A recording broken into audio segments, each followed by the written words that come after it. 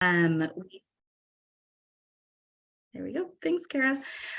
We are joined by several members of the Arts Commission, and we're going to hear a little bit from Nicole, who is the new chair of the commission. So Nicole, I'll turn it over to you, and feel free to share more about the work that you do and the role of the commission. Okay, thanks. I signed up to do the welcome, but my rooster keeps crowing, so I'm just going to keep it really brief because he is not stopping. But I'm happy to be here, and I'm wanted also to welcome all the arts interested folk in Snohomish County. I'm the new chair, and happy to be helping out. And it's been an honor to work with Jenny and the Office of Recovery and Resilience on this important grants program. And I'm so proud that our county can help bring back the industry after losses from COVID and stuff. So, and today with us, we have our commissioners. I see David, Leah, Kate, and I'm not sure if Carrie's here, but yeah, happy to be here. And thanks everybody for being here too. Wonderful. Thanks so much, Nicole. So actually, it looks like a slide went missing here, but before we jump into the background, I just want to walk you through the general structure of today. So we're going to walk through the background of ARPA and sort of what we're doing with this particular grant opportunity. And then I'll sort of walk through the different eligibility criteria, especially since there's 2 grant tracks. We really want to make sure we're helping folks make sure they understand clearly the different criteria and really feel empowered to have what they need in order to apply. I did that format in sort of a question and answer style because we've been getting some really great questions the past few weeks. So I'm hoping those are some of the most common questions we can sort of answer up front. And then at the end of our session today, there will be time for open question and answer. And so I'd encourage anyone with remaining questions to jump in then. Because I can't see you all, I'm going to ask if you have a question, you can drop it in the chat, but I won't necessarily see it till the end. But if you want to sort of get it written down, go for it. We will go through sort of how to submit the application and then some helpful hints and tricks along the way. So a little bit about the background of what we're doing. So in summer 2021, Executive Summers and the County Council established the Office of Recovery and Resilience. And this office is really tasked with overseeing the county's $160 million American Rescue Plan Act, which we call ARPA allocation. And, if folks aren't familiar with that, that's the funding meant to sort of address sort of immediate issues with the pandemic and then build that sort of continued resiliency in the community. And for this particular opportunity, we're really excited to be leveraging $1.6 million in those ARPA funds for one-time grants to provide relief to arts and culture organizations, businesses, and other entities adversely impacted by the COVID-19 pandemic. And this is so organizations can continue activities that support public benefit, and then also enhance community engagement through events and festivals held in Snohomish County.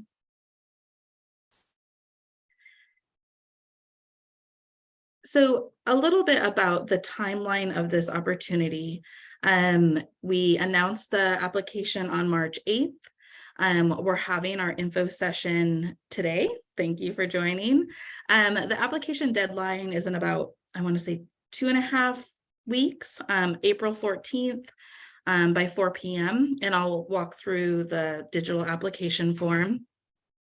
And then in terms of scoring, the Arts Commission committee, we have a sort of review committee assembled.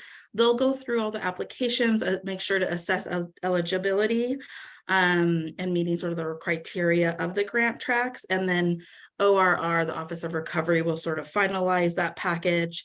And then we'll sort of move forward with the sort of internal steps here at the county to get towards planned award notification. And then, of course, the agreements will be drafted and funds will go out to the organizations and entities that will be awarded.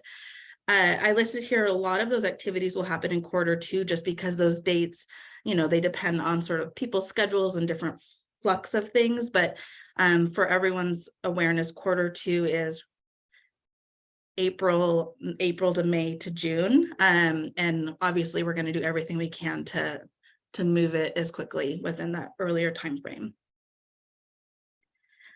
So what does the grant application fund? So you'll notice in the funding announcement, there's 2 grant tracks.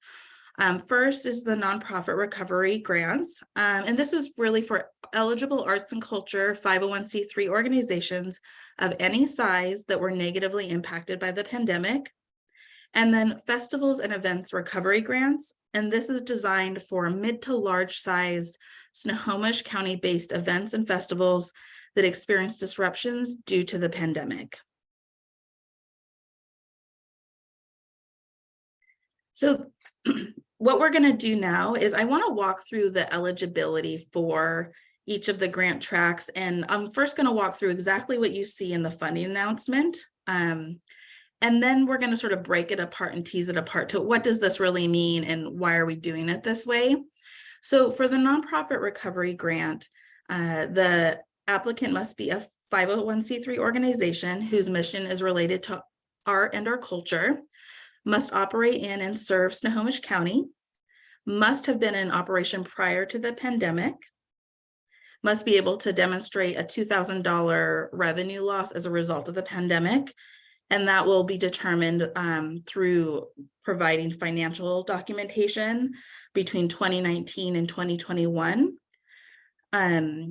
For those organizations that are about mid to larger size and file IRS 990s, those will be submitted with the application to sort of verify operating revenue for 2019 and 2021. For organizations that aren't required to file an IRS 990, and those are ones that make less than 50,000 and they may opt to do the 990N.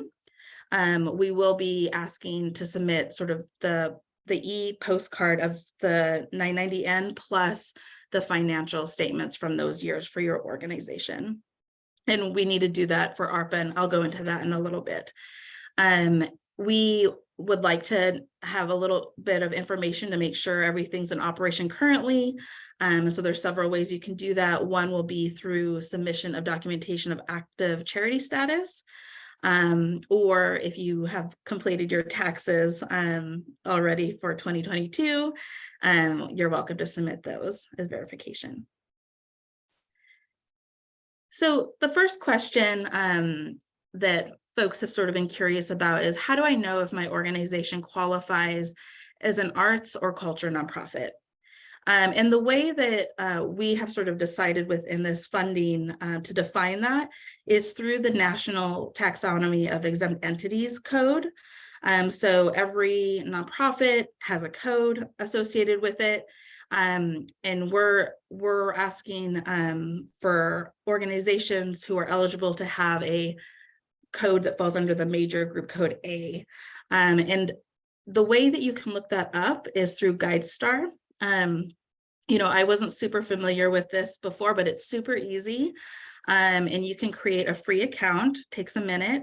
And all you do is look up the organization. And this is if you don't know it already.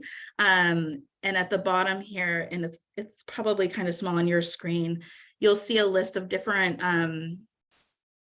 sort of notes related to the organization. And on the bottom is the NTE code. And this one, for example, is A90. So in the application, you would just say the NTE code is A90, and you qualify based off of being an arts and culture nonprofit.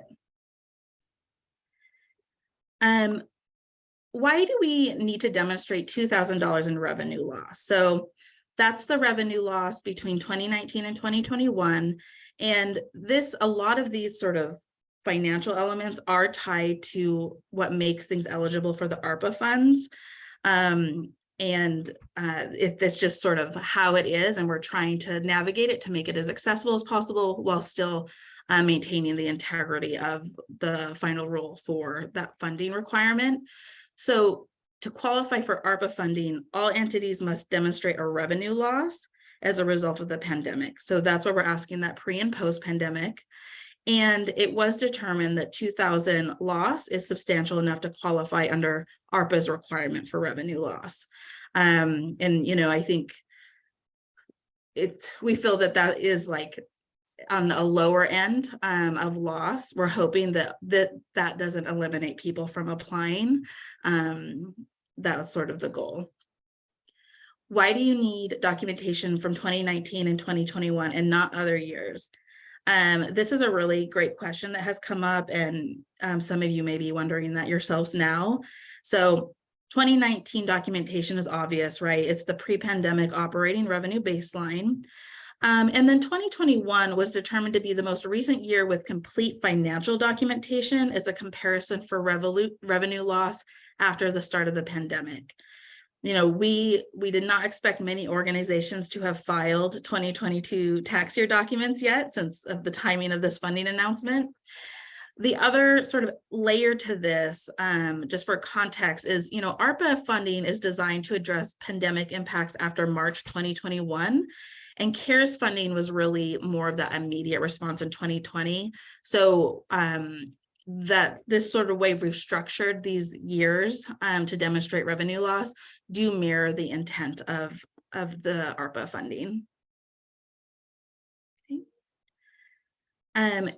Can we submit other financial documentation other than 990 forms? So for the nonprofits applying, if your organization filed an IRS 990, you are required to submit that.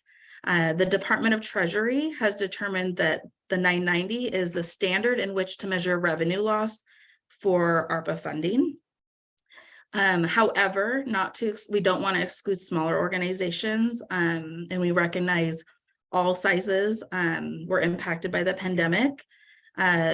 If you ended up filing a 990N, we do ask that you submit that along with sort of your organization financial documents from 2019 and 2021. This is an exception that we're making only for those smaller nonprofits, and we will be reviewing them additionally when they do come in with the applications to make sure they are sufficient enough to meet ARPA guidelines. Because what we don't want to happen is to receive an audit and then have the funds deemed as not eligible to be given out in certain ways. So we really want to make sure we have robust guidelines in place. On the right here of the screen, I just took a snippet of where you can find these forms. I think a lot of organizations likely have them saved already, but if you don't, you can go online on the IRS site, and this is all embedded in the funding announcement. You can search for either a 990N or a 990 and download it. I did notice the IRS seems a little bit delayed in having more recent documents uploaded, but you should definitely check here as a starting point to see if you can find it. So then for demonstrating current operations in 2023, besides attaching a 2022 tax filing document, you can demonstrate it through a PDF of an active charity status. So the steps to do this are on the left. Again, you may have some documentation already saved. That's fabulous. If you don't, it's no problem at all. You go to I think the Secretary of State website, and they have a link for corporations and charities. You'll want to click on nonprofits and charities, and this is all to sort of find the current status. You're able to enter your organization name. Once you get to the page of your organization name, so the examples on the bottom of the screen, again, it's quite small, I apologize, but you will have an option to print to PDF, and that's all you need to do. Because all we'll be doing is verifying the expiration date, which this particular nonprofit is in April of 2023. So you'd want to make sure your expiration date has not passed. If it has, Also doesn't need to be a big problem. You can go through the steps to update and sort of reactivate your active charity status, and we will accept like an email documentation saying that you are in the process of getting that updated. So do any other types of funding exclude my organization from applying? So no, if you participated in the Arts Commission annual grant program, the Anikan team lead, you are still eligible to apply. If you had received CARES funding earlier on in the pandemic, or ARPA funding from another source, say, a city or a state entity, you are still eligible to apply. So it really just comes down to making sure you can demonstrate the $2,000 in pandemic related revenue loss. And some questions have been coming in about, do we count like bequests or other grants?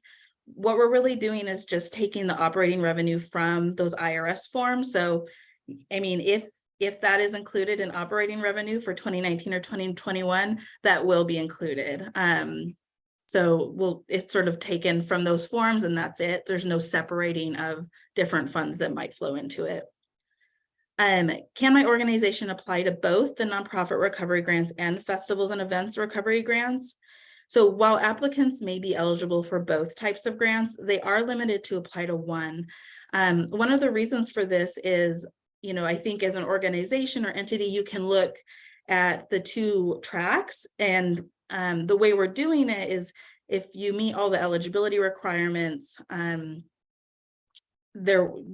we're planning on doing a percentage funding and apply across all eligible applicants. So it's really for you to decide which path makes sense for your organization. But yeah, please only apply to one. All right.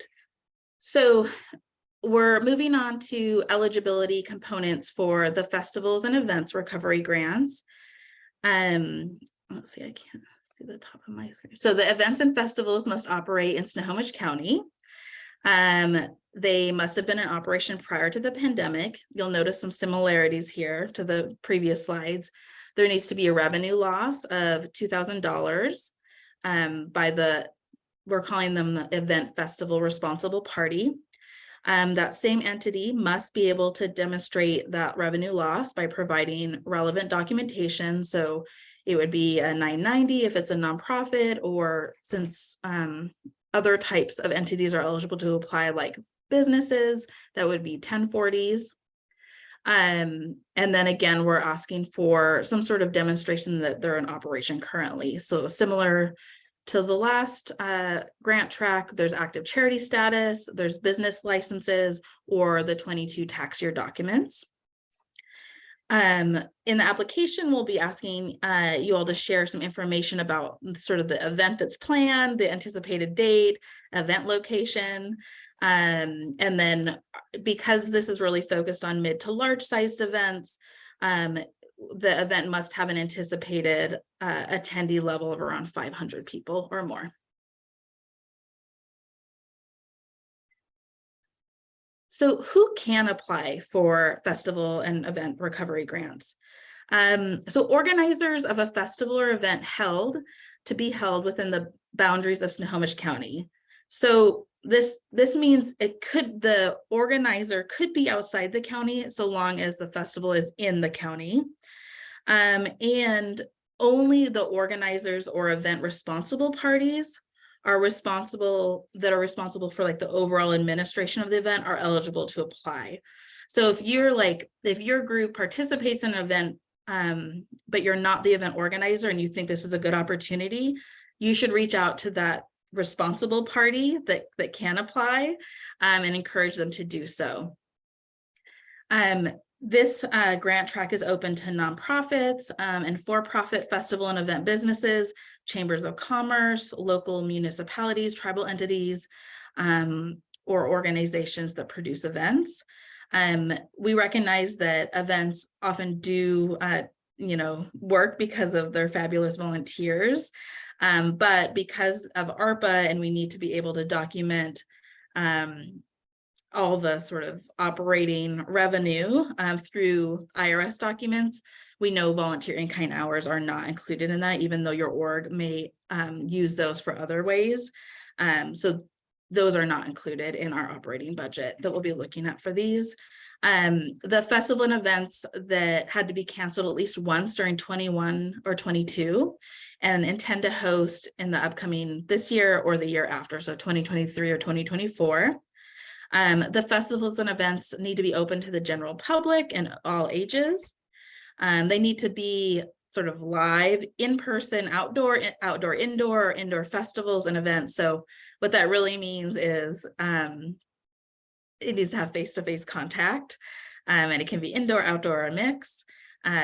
We're looking for events that have an annual operating budget of at least 100,000.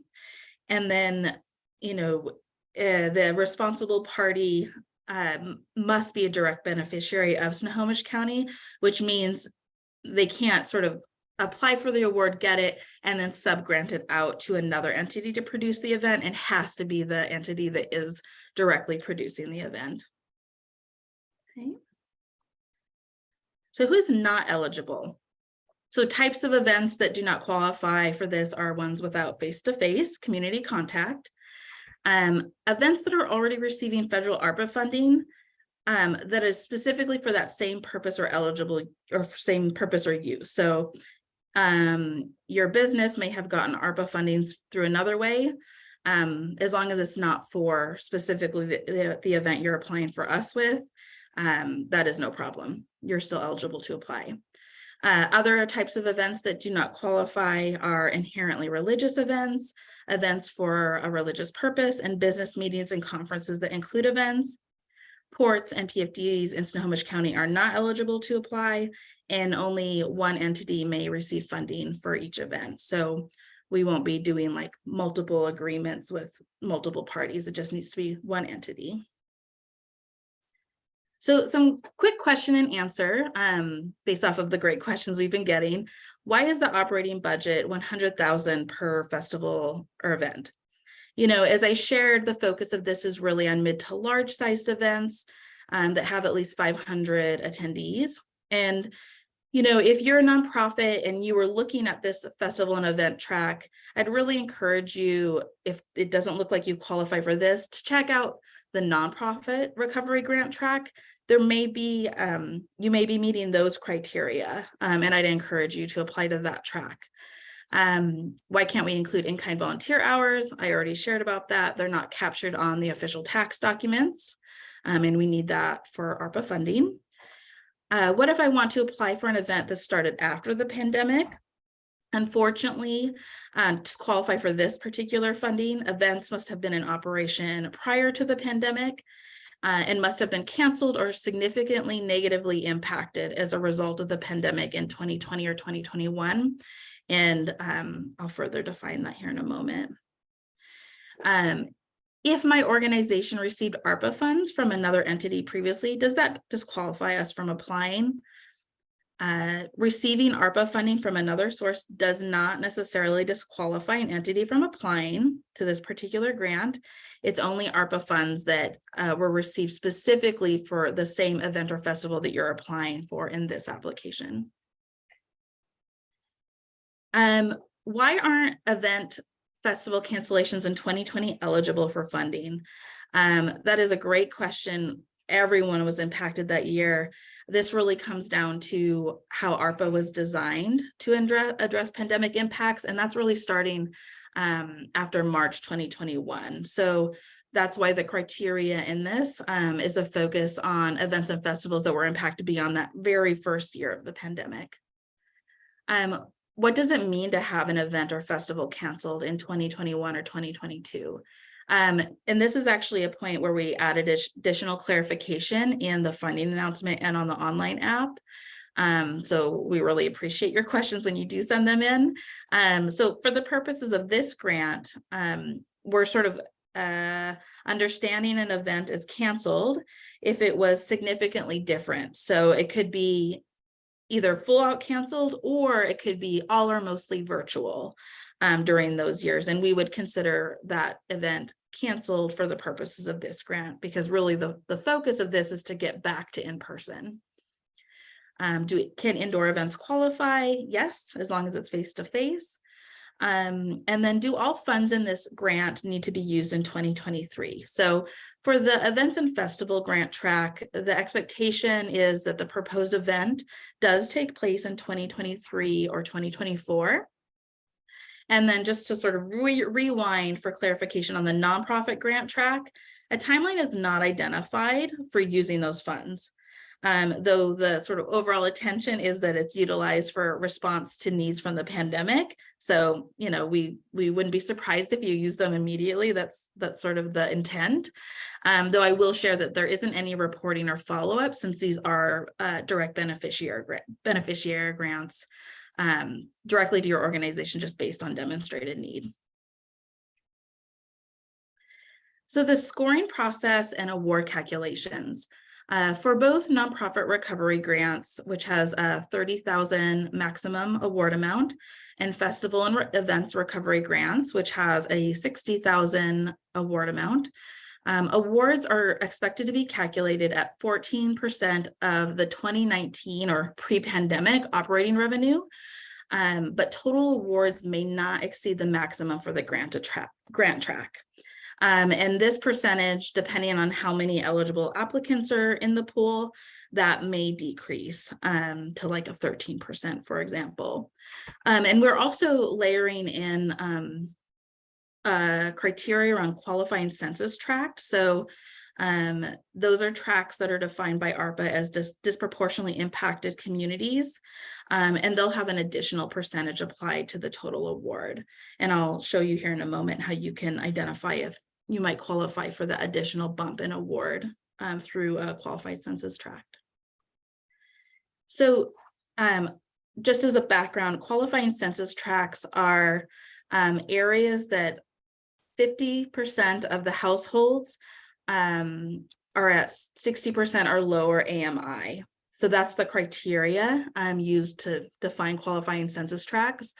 There's a website that I included in the application. You can go to and plug in your address. Here we put the county address, and you zoom in on the different sort of tract outlines over here, and it will show you which number tract your address is in, and if it's a qualifying census tract. And I encourage everyone just to double check this and include it in the app if you are physically located in one, or your event will be.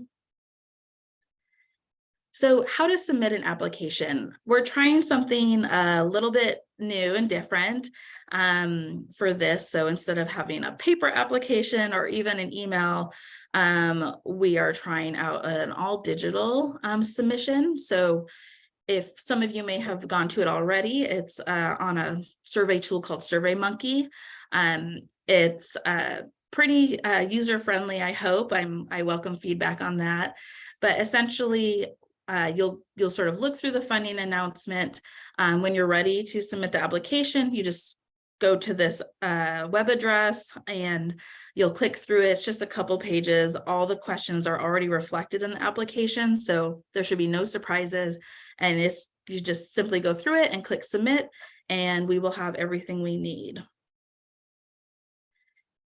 So as I just shared, all the questions are the same in the funding announcement and on the online submission platform. So the snippet on the right here is just a snippet I took from the funding announcement to give you an example of these are the questions are there. You could even fill it out by hand ahead of time. We really do recommend that. There's no way to save a draft in SurveyMonkey. So, we encourage you just to come in prepared with all your documents ready to attach and just, take care of it. It probably won't take more than 15 minutes when everything is prepared.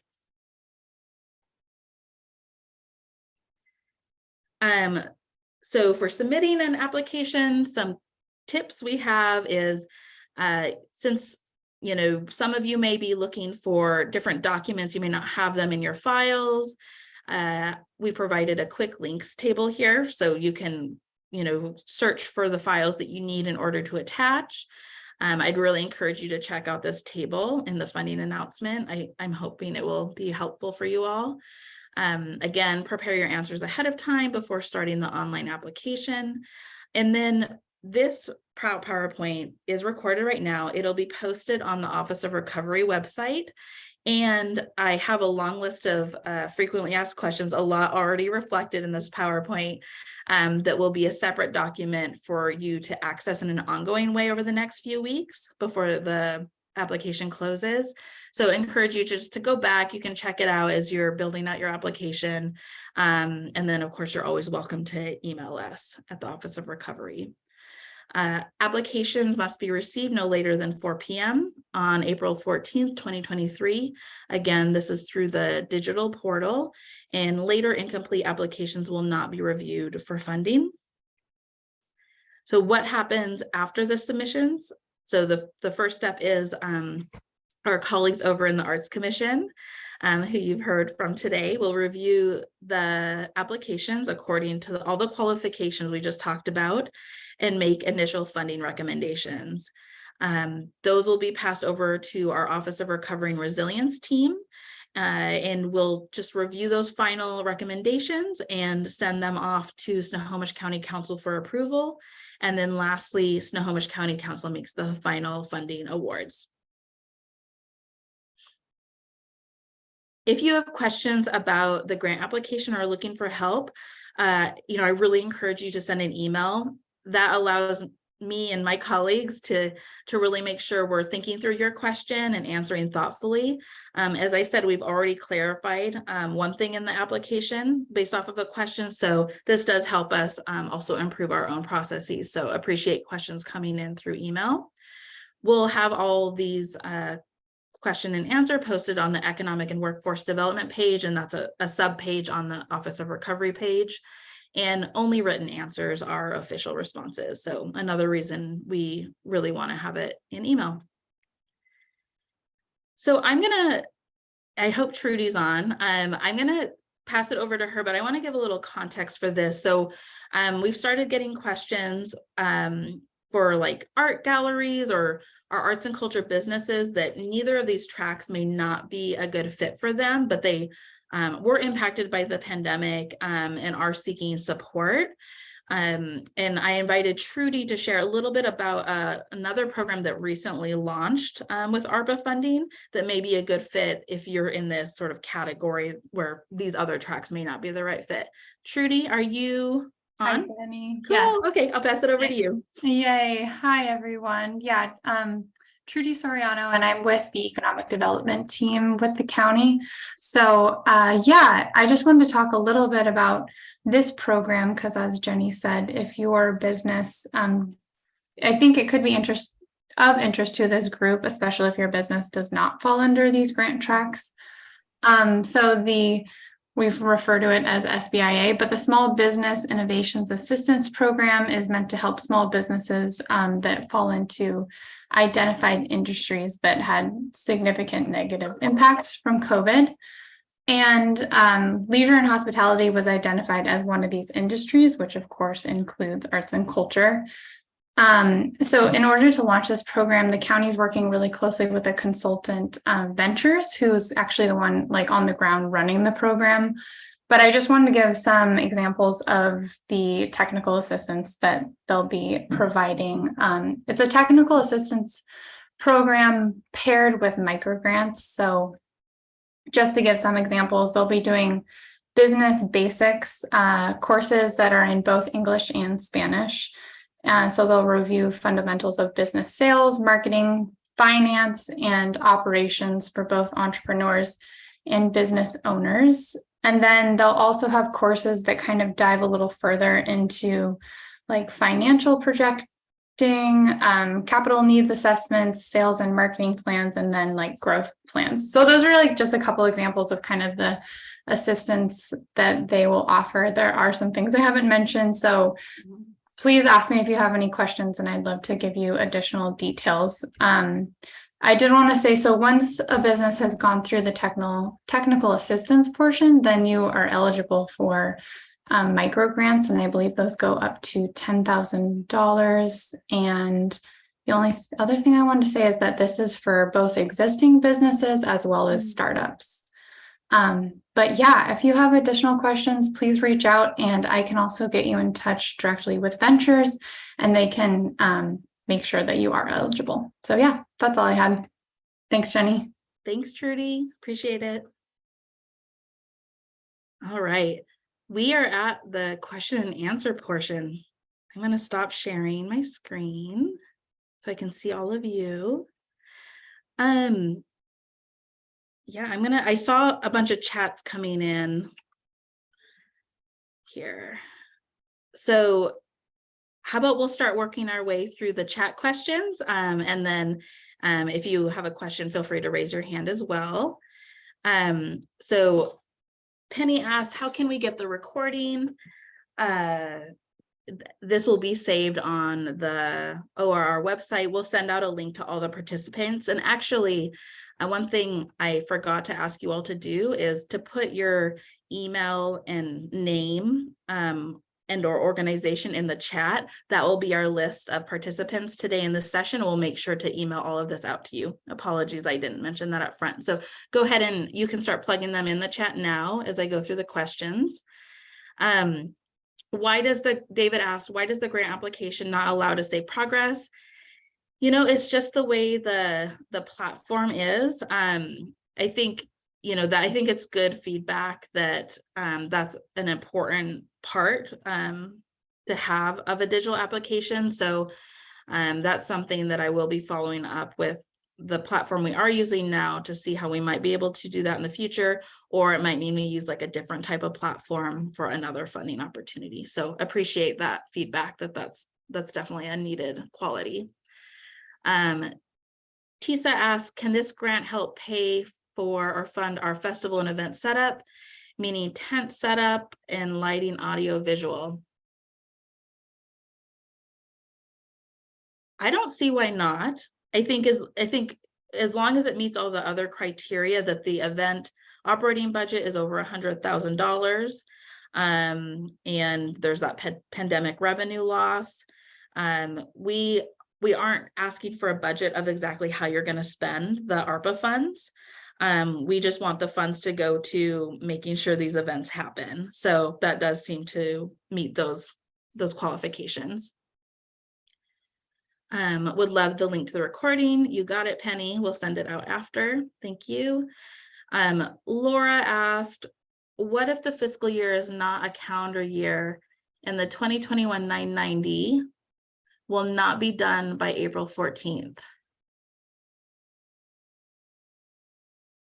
Yeah, that's a good question. Kara, I saw you come Hey up. everyone, Kara Main-Hester. I am the Chief Recovery Officer. So it's actually a very good question. So thank you for bringing it up. So we would just want the 990 for your most recent fiscal year. This is definitely a unique situation. And what I will say is somewhere in the application, please note that the 990 that you provide is the most recent fiscal year and what fiscal year that is for.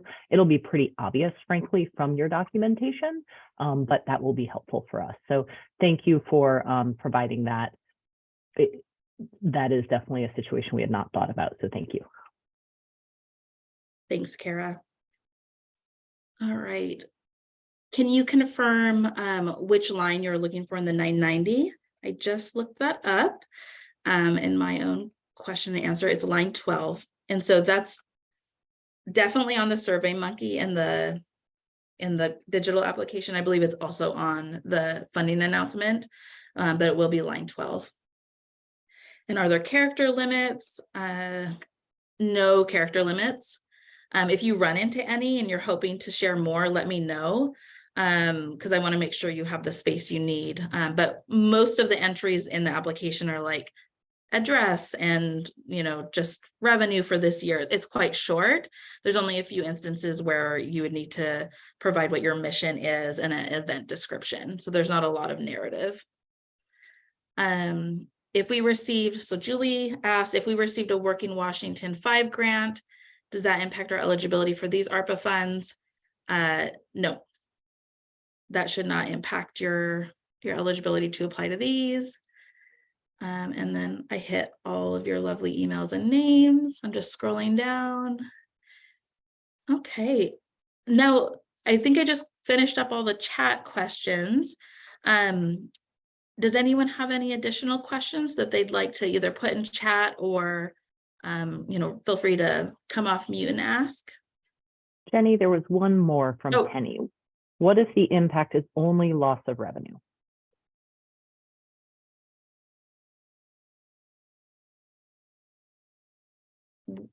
From Penny. It's like second or third from the bottom.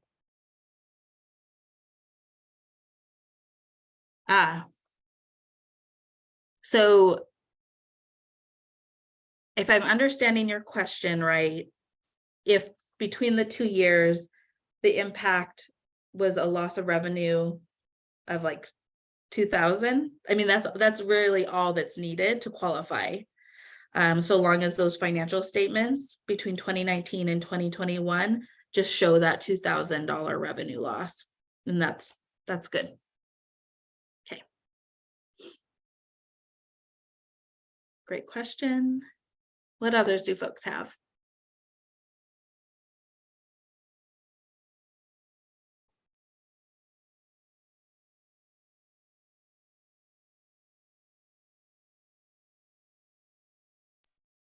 Like you've done a really great job, Jenny. Good job.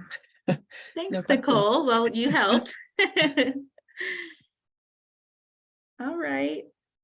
Well, hopefully that was thorough and people have their questions answered and aren't just like in shock and confused. So I think I'll give it one last call out for questions.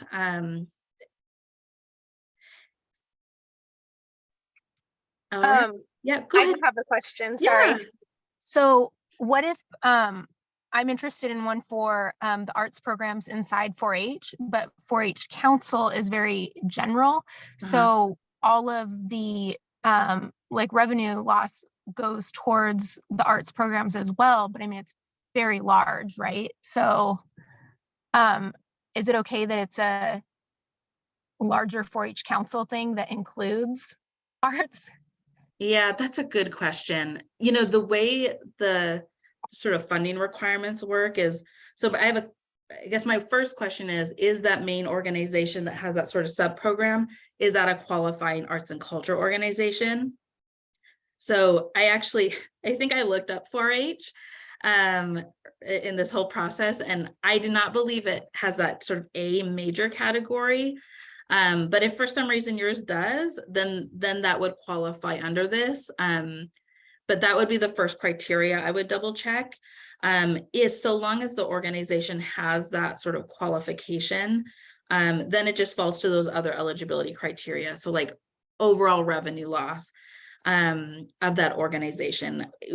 We're not necessarily pulling out revenue loss by like specific program under that org. It has to be the whole org. I hope that answered your question, Crystal. Let me know if not. I think so. I will have to double check. Yeah, that it's falls in the main category. Yeah. Question. And thanks, Kara. Kara dropped the link to our website where this recording will live. So feel free to, you can pull that from here, and we'll also send it out over email.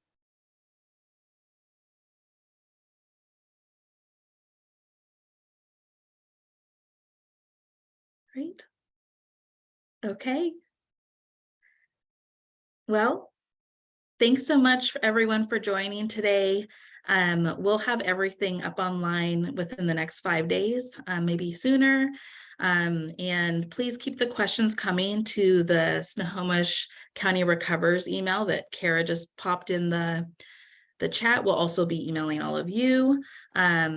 So just appreciate it, and thanks for all you do in the community. I really hope we can leverage this funding for some really good impact.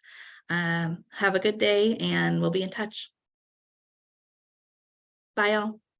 Thank you guys. Bye. Have a great one.